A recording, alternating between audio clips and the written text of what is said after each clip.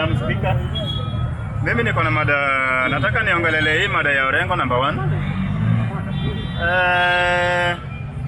Nikiongelele mada ya Orengo ya urais, tena namuunganisha pamoja na hiyo mambo ya maandamano pamoja. Ukiangalia si Orengo pekee, bali hawa wote wako kwa United Opposition. Wote ni waoga. Sijui kama wako serious juu. Anza na Kalonzo. Watu wanasema Raila ni mbaya. But wakati Raila alikuwa anaenda AU, hand over the docket of the chief opposition leader to Kalonzo Musyoka. From then hadi leo, Kalonzo hajai tuambia hata bei ya unga iko juu, hata bei ya pampers, bei ya kuenda kwa choo imepanda, hata hewa ya kupumua inaisha. Huyo ameenda. Mpaka leo ukiangalia Kalonzo, that is the only person allowed to walk the whole Republic of Kenya.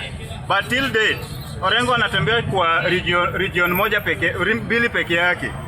Anatoka Ukambani, anaingia Nairobi, anaenda Central, anamaliza story yake. And then mtu ananiambia huyu atashinda Ruto.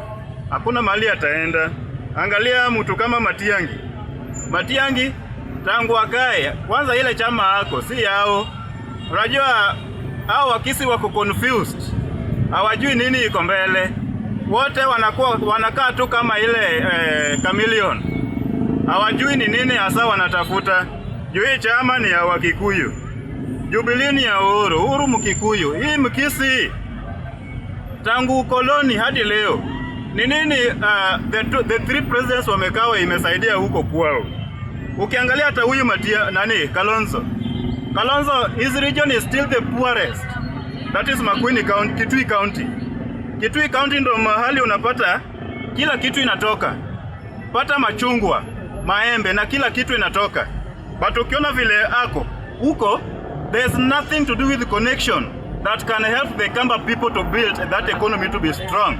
They are still poor because of Kalonzo Musyoka. Sasa huyo mtu hata kama kuna Makamba anafuata Kalonzo, huyo ni kama hajelewi, amechanganyikiwa. Ukiangalia hawa wengine wote hakuna mahali wataenda. Coming down to Orengo.